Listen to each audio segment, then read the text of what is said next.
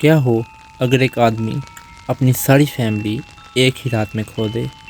ऐसा ही कुछ sir William पैटेट के साथ जुलाई 23, 2007 को हुआ, जब दो रॉबर्स ने उनके घर में एंटर होकर उनकी सारी फैमिली को ख़त्म कर दिया। ये सब कैसे हुआ और ये दो रॉबर्स किलर्स कौन थे? डॉक्टर विलियम प्लेनविल, कनेक्टिकट, यूएसए में एक एंडोक्राइनोलॉजिस्ट थे। ऐसे डॉक्टर्स जो एंडोक्राइन ग्लैंड्स की डिजीज़ को ट्रीट करते हैं। ड्यूरिंग हिज प्रोफेशन उन्हें एक नर्स मिसिज हॉक पैटेट से मोहब्बत हो गई। उनका पूरा नाम जेनिफर हॉक पैटेट था। It was 1985 and they soon get married. इस शादी से उनकी दो बेटियां थीं, हेली और मिशेला। फास्ट फॉरवर्ड टू 2007, हेली एक ग्रेजुएट थी और मिशेला भी कॉलेज से फारिग होने वाली थी।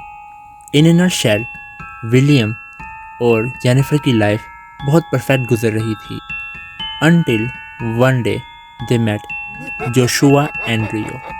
एक दिन जेनिफर और उनकी बेटी हेली ग्रोसरी खरीदने के लिए लोकल शॉप पे गई। वहाँ एंड्रियो ने उन्हें देख लिया।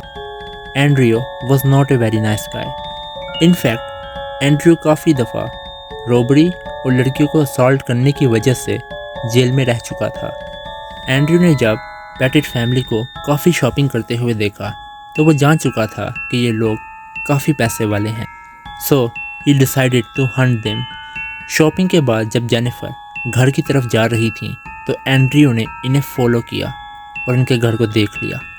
एंड्रियो यहाँ रॉबरी करना चाहता था, मगर ये काम वो अकेले नहीं कर सकता था।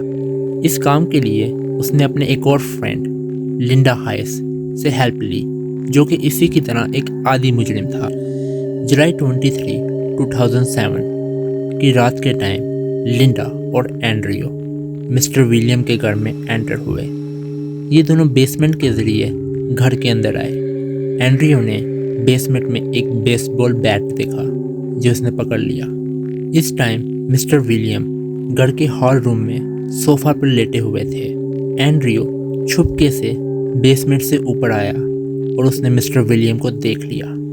विद नो टाइम एंड्रियो ने 4 से 5 दफ़ा ये बैट मिस्टर विलियम के सिर पर मारा।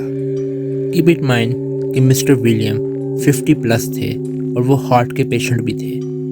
विलियम का बहुत ज़्यादा खून बहने लगा। लकीली वो इसके बावजूद भी जिंदा थे, लेकिन थोड़े से अनकॉन्शियस थे। लिंडा और एंड्रियो मिस्टर विलियम को रस्सी और प्लास्टिक टाई से बांधने लगे। इसके बाद लिंडा और एंड्रियो मिस्टर विलियम को बेसमेंट में फेंक गए और वहाँ का दरवाज़ा बंद कर दिया, ये सोचकर कि ये अब ज़्यादा देर तक ज़िंदा नहीं रहेंगे। इसके बाद ये दोनों जेनिफर और बच्चों के रूम में गए। ज़ाहिर सी बात है कि ये लेडीज़ इन आधी मुजरिमों के सामने क्या ही रेजिस्ट कर सकती थीं। लिंडा और एंड्रियो ने इन सब को मैन हैंडल कर लिया और इन सब को प्लास्टिक टाई से बांध दिया। अब ये दोनों पागलों की तरह पूरे घर में पैसे ढूंढने लगे। बट सरप्राइजिंगली घर में कोई कैश नहीं था, लेकिन इन्हें घर से एक कैश रजिस्टर मिला, जिससे बात वाज़ेह होगी कि जेनिफर के बैंक अकाउंट में काफ़ी पैसे हैं। सो क्या हुआ कि एंड्रियो ने मिसेस जेनिफर को आज़ाद किया और उन्हें ऑफ़र दी कि अगर वो $40,000 इन्हें विड्रॉ करा के दे दें बैंक से या एटीएम से, तो ये दोनों आराम से घर को इसी तरह छोड़कर चले जाएंगे और किसी को भी कोई हार्म नहीं करेंगे। जेनिफर इस सिचुएशन से निकलने के लिए कुछ भी कर सकती थी। शी हैड 2 daughters, सो वो रेडी हो गई। लेकिन काश मिसेस जेनिफर को ये पता होता कि पैसे मिलने के बाद ये दोनों इन्वेडर इनके साथ क्या करने वाले हैं। एंड्रियो मिसेस जेनिफर को लेकर एक बैंक की तरफ निकल गया, जबकि लिंडा कुछ गैलन्स लेकर एक गैस स्टेशन के पास गया और इनमें काफ़ी पेट्रोल डलवाया उसने इन गैलन्स के अंदर। एंड्रियो बैंक के बाहर एक कार में था, जबकि मिसेस जेनिफर बैंक के अंदर गई और पैसे निकलवाने लगी। मिसेस जेनिफर काफ़ी घबराई हुई थी, तो कैशियर ने यह बात नोटिस कर ली। कैशियर के पूछने पर मिसेस जेनिफर ने यह बता दिया कि वो हॉस्टेज हैं और इसके अलावा उनके बच्चों और हस्बैंड को भी घर पर बांध कर रखा गया है। मिसेस जेनिफर के जाते ही कैशियर ने सारी बात मैनेजर को बता दी और मैनेजर ने 911 पर कॉल कर दी। पुलिस एट वंस हरकत में आ गई। कमिंग बैक होम, लिंडा और एंड्रियो को जब पैसे मिल गए, so they both started to assault the family. इसी दौरान मिस्टर विलियम किसी तरीके से घर के बाहर रेंगने में कामयाब हो गए। वो क्रॉल करते करते रेंगते रेंगते अपने नेबर के लॉन में आ गए। एट फर्स्ट उनका नेबर उन्हें पहचान ही ना सका, लेकिन थोड़ी पास आने पर वो जान गया कि मिस्टर विलियम है। मिस्टर विलियम ने सारी बात नेबर को बताई तो नेबर ने पुलिस को कॉल कर दी। इसी बीच लिंडा और एंड्रियो को पता चल गया कि मिस्टर विलियम भाग गए हैं। अब वो जल्दी से जल्दी इस जगह से निकलना चाहते थे। मैंने आपको पहले बताया था कि लिंडा ने 2 गैलन पेट्रोल लेकर रखा हुआ था। ये दोनों पूरे घर में पेट्रोल छिड़कने लगे। रिमेंबर कि इस दौरान इन्होंने जेनिफर को गला दबाकर मार दिया था, लेकिन इनके दोनों बच्चे अभी जिंदा थे।